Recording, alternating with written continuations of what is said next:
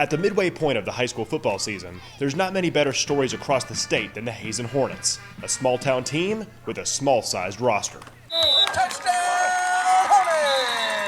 It's Nick Walters here with Joe Bosenkin, the head coach of Hazen High. They're 4-1 on the year, but here's the catch. They only have 16 players on their team. Their only loss in the season was to McCrory, the #1 ranked team in Class 2A. So, Coach, dealing with this situation, only having 16 players on your team, what's the difficulty of that in a regular season? A lot of it's, trying to stay healthy. You lose a kid here and there, then it shows up. When we played McCrory early in the year, we dealt with that, and we got down to where we had 11 players. What's the mentality like as a head coach? Week in and week out, you have to put an offensive lineman in if one gets hurt. What's the challenge like in that aspect? You have to make sure every kid on your team's prepared, including your skill guys. We told them earlier in the year there may be a point during the year that you may get pulled from wide receiver and have to go play left guard or left tackle or something like that. Our kids do a real good job of paying attention in practice and preparing themselves, and we can't go full scrimmage, have to do a lot of half-line stuff to try to get the kids ready for a Friday night. So only 16 players in your team, yet your only loss is to the #1 ranked team in Class 2A with McCrory.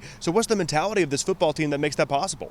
They work hard, they practice hard and they play hard on Friday nights, and they don't think about there's only 16 guys out there, they just line up and go play football. Is there almost a chip on their shoulder knowing they're not going to be running out of the tunnel with a whole lot of players, but hey, it's all about the individuals and that tie, the bond between the team? Yeah, it is. Like last week we played Magnet Cove and I think they dressed almost 40 kids. And most you can put on the field is 11, and that's the way they look at it.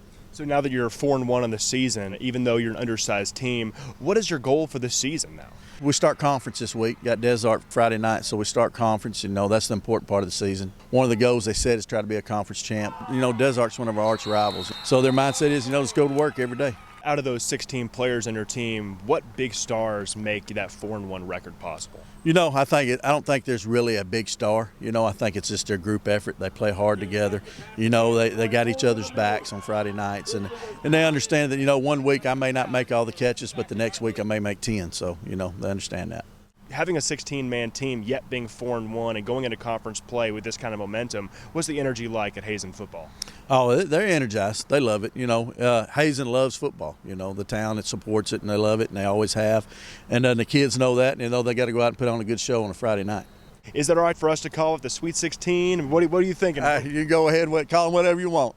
But the kids know they're the Hazen Hornets, and they're going to show up on Friday night and do the best they can. Doesn't matter what you call it as long as you get the wins, right? That's right. Well, with Joe Bosenkin, this is Nick Walters. Wes, back to you.